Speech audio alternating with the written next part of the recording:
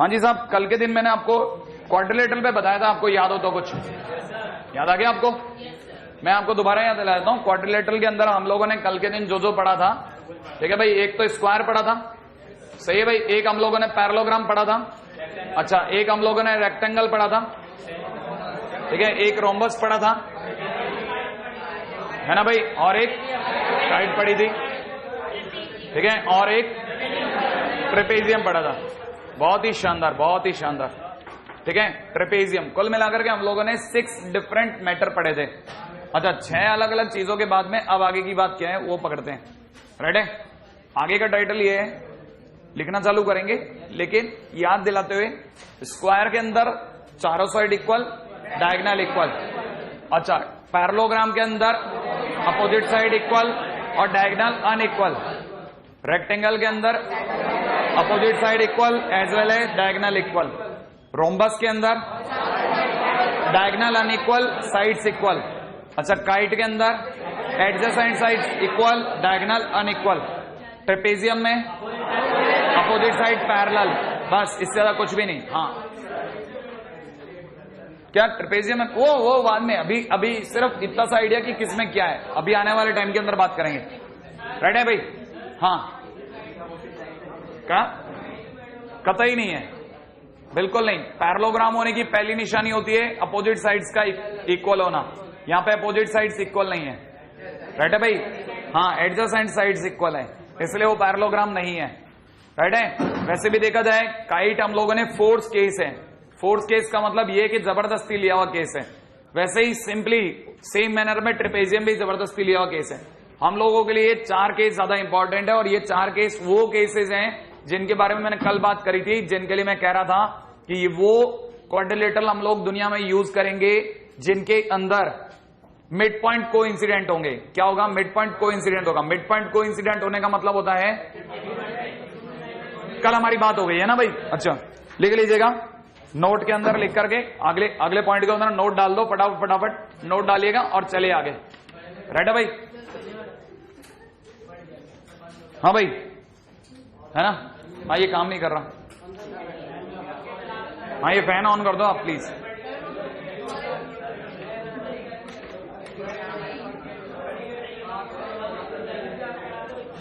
लिखिएगा,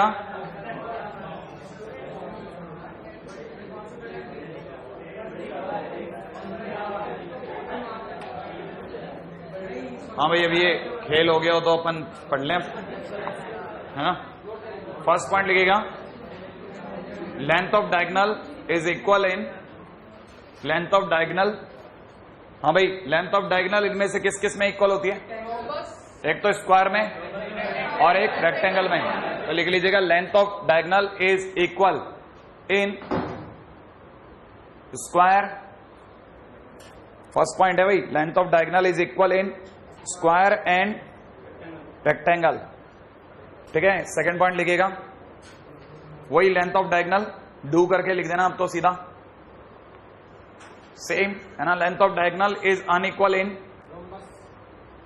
ठीक है, नहीं, पैरेललोग्राम एंड रोम्बस। बाकियों को तो अपन लेते ही नहीं ना, मैटर ही नहीं करते वो हमारे लिए, वो तो सिर्फ स्टडी कर रहे हैं हम। ठीक है, length of diagonal is unequal in parallelogram and rhombus, सही है? अच्छा, अगला पॉइंट पे लिखिएगा, नेक्स्ट पॉइंट है, diagonals are perpendicular only in square and rhombus. ठीक है ना? Diagonals are perpendicular in square and rhombus. Right है?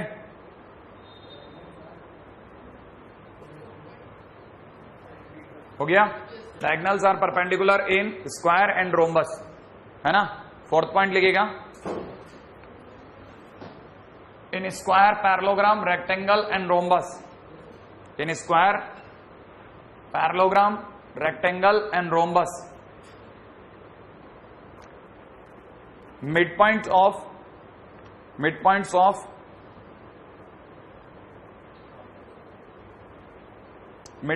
of diagonal, midpoints of diagonal are coincident, midpoints of diagonal are coincident,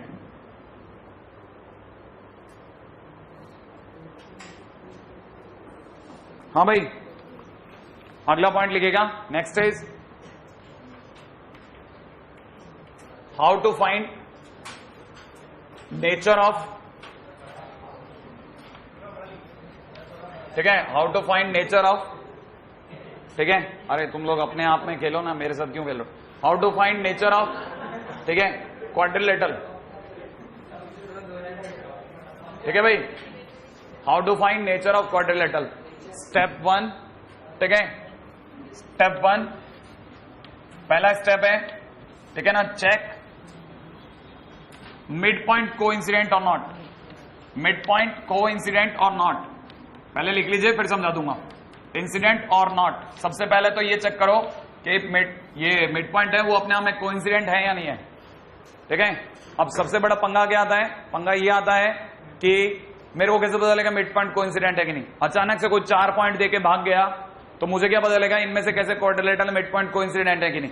भाई देख के तो कोई भी बता देगा, लेकिन अगर 4 पॉइंट अचानक दे रखे हैं तो मेरे को क्या करना है। इन दैट केस आप पहले किसी भी तरह का क्वाड्रिलेटरल अज्यूम कर लो मन से। आपने अगर क्वाड्रिलेटरल अज्यूम कर लिया तो ये वाला पॉइंट ए है, इसका नाम अपनी तरह से x1 y1 बता रहा हूं। इस पॉइंट के कोऑर्डिनेट x2 y2 है, इस पॉइंट के कोऑर्डिनेट x3 y3 है, this point is C x3 y3 and this point is D, और इस पॉइंट के कोऑर्डिनेट x4 y4 है। यहां तक की बात क्लियर है ना भाई। अच्छा अब आपको ये बता देता हूं, ये डायगोनल है, इस डायगोनल का मिड पॉइंट जो है ना, इस डायगोनल का मिड पॉइंट को अगर मैं E कहता हूं, ठीक है, तो याद रखेगा E, ठीक है ना। E इज इक्वल टू में कैसे निकालेगा कोई भी मिड पॉइंट निकालने का तरीका होता है ये प्लस ये डिवाइड बाई 2, राइट है, x1 plus x3 divide by 2, right है भाई, इससे x कोऑर्डिनेट आ जाएगा, राइट है, x1 प्लस x3 बाई 2। उसी तरह से आपने अगर बाय द वे ये डायगोनल मिलाया तो इसका मिड पॉइंट f की अगर मैं बात करता हूं, ठीक है, मिड पॉइंट f सही है, f का अगर मैं पहले सिर्फ x कोऑर्डिनेट दिखा रहा हूं, इसका x कोऑर्डिनेट निकालना है तो मेरे को मिड पॉइंट का, तो x2 plus x4 divide by 2 मैं लिख लेता हूं ये, राइट है भाई, x2 plus x4 divide by 2। अगर बाय द वे कहानी के अंदर दोनों मिड पॉइंट अलग अलग नहीं है, एक ही पॉइंट पे मिलते हैं, तो दोनों का x कोऑर्डिनेट सेम होगा मिड पॉइंट का, और दोनों मिड पॉइंट का y कोऑर्डिनेट सेम होगा। मिड पॉइंट सेम होने पर, कोइंसिडेंट होने पर दोनों का x सेम होगा, दोनों का y सेम होगा। वरना सेम होने को क्या समझते हैं, सेम होने का मतलब ये होता है सब कुछ सेम है, हाँ या ना, माने दूसरे का जो आप x निकाल के लाए वही इसका भी x है, तभी तो कोइंसिडेंट हुए, क्योंकि दोनों सेम थे, जो इसका y है वो इसका भी y है। तो कहने का मतलब ये कि same case will be with y equally. अगर आपने इसका y निकाला तो y1 plus y3 divide by 2 निकलेगा। उसी तरह से अगर आपने इसका y कोऑर्डिनेट निकाला है ना, तो इसका y coordinate y2 plus y4 divide by 2 निकलेगा, ठीक है।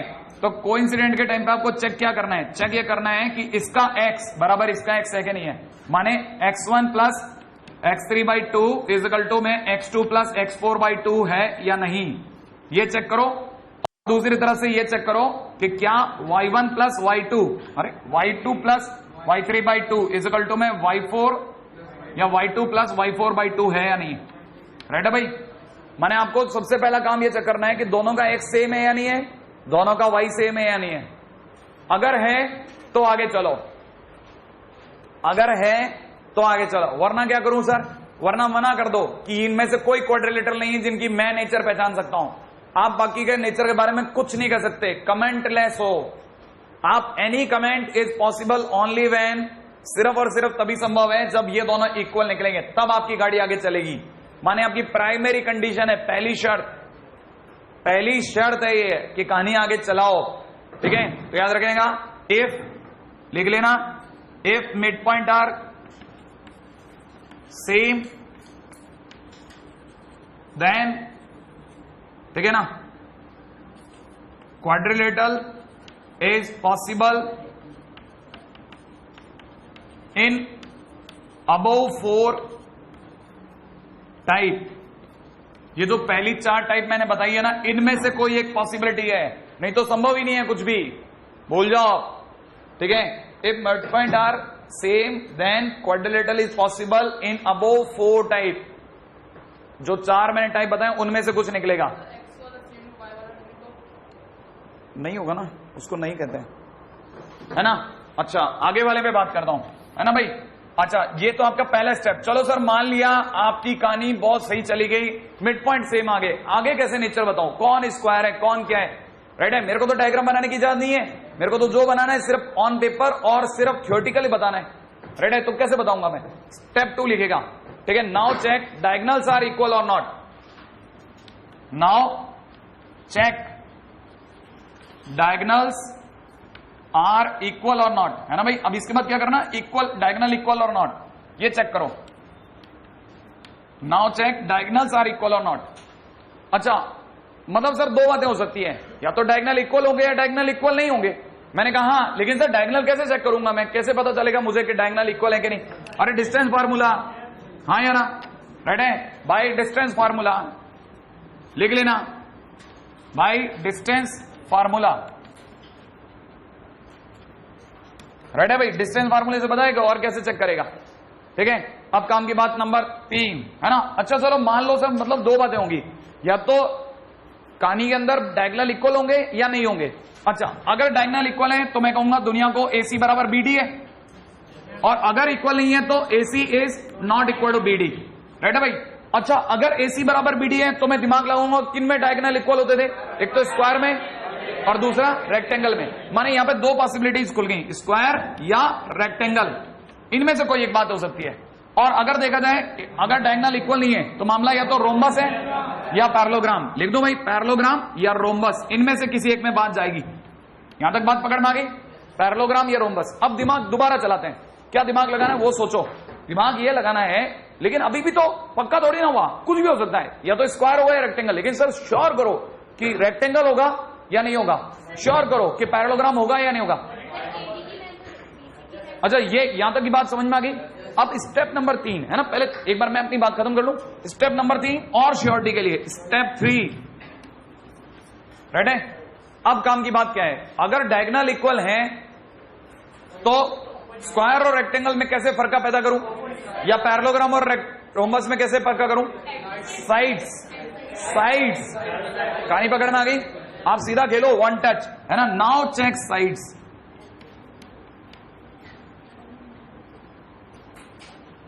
ठीक है भाई।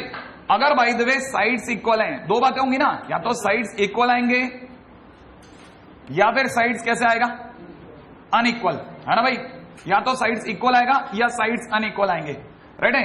अगर मान लीजिए साइड्स इक्वल हैं तो स्क्वायर और रेक्टेंगल में से 100% स्क्वायर इधर आ जाएगा, और साइड्स अगर अनइक्वल हैं तो इधर चला जाएगा रेक्टेंगल। क्या ख्याल है आपका, रेक्टेंगल तो अनइक्वल साइड में चला जाएगा, राइट है भाई। उधर की तरफ क्या होगा, पैरेललोग्राम और रोम्बस में से अगर साइड्स इक्वल हैं तो रोम्बस इसमें आ जाएगा, याद आया, श्योर हो जाएगा आपका रोम्बस। अदरवाइज क्या होगा, है ना, अगर साइड्स अनइक्वल हैं तो पैरेललोग्राम मामला इधर आ जाएगा, और आप फाइनल कर सकेंगे कि क्या कहानी है, दोनों में से कौन असली उठा है, राइट है। अच्छा, एक मिनट के लिए जो भी हम लोगों ने करा इसका एल्गोरिथम एक बार इकट्ठा कर लेते हैं, राइट है। पहले आप यहां तक कॉपी कर लो, फिर इसका एल्गोरिथम बना लेते हैं अपन, सही है। 4 पॉइंट्स गिवन है क्वेश्चन के अंदर, क्या दिया गया, 4 पॉइंट दिए गए, ठीक है। आपने सबसे पहले क्या करना है, मिड पॉइंट कोइंसिडेंट और नॉट, मिड पॉइंट चेक, है ना भाई।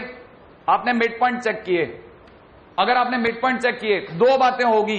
कौन कौन सी दो बातें होंगी, या तो आपकी कहानी में 100% मिड पॉइंट सेम नहीं आएंगे, अगर मिड पॉइंट, ठीक है, मिड पॉइंट डिफरेंट, अगर मिड पॉइंट डिफरेंट तो यहां से आप बाहर आ गए, आउट, पूरी कहानी से बाहर आ गए। अब आपके पास में कोई चारा नहीं, कहानी में बने रहने के लिए आपके पास एक ही रास्ता है, क्या, कि मिड पॉइंट सेम आए, वरना आप कुछ कहने की कंडीशन में नहीं रहोगे। अगर मान लीजिए मिड पॉइंट सेम आ गया तो फिर आपके पास में आगे रास्ते खुल गए, क्यों, क्योंकि यहां से आपके 4 ऑप्शन खुल गए। कौन कौन से 4 ऑप्शन खुल गए, अगर आपको ध्यान हो तो आपके पास में जो 4 ऑप्शन खुल रहे हैं वो एक तो स्क्वायर और एक रेक्टेंगल और एक रोम्बस और एक पैरेललोग्राम, ये 4 ऑप्शन आपके पास खुल गए, राइट है भाई। लेकिन ये 4 ऑप्शन खुलने के बावजूद भी अभी भी आपको क्या करना पड़ेगा, श्योरिटी देनी पड़ेगी कि भाई असली कहानी में कौन है ना। अच्छा, मिड पॉइंट अगर सेम है, ठीक है, तो आप आगे चले। इसके बाद आपने क्या चेक किया, डायगोनल। इसके बाद आप आगे चले, आपने डायगोनल चेक करा। अगर आपने डायगोनल चेक करा तो डायगोनल चेक होने पर फिर दो बातें होंगी। कौन कौन सी दो बातें हो सकती हैं, या तो डायगोनल सेम आएंगे, इक्वल आएंगे,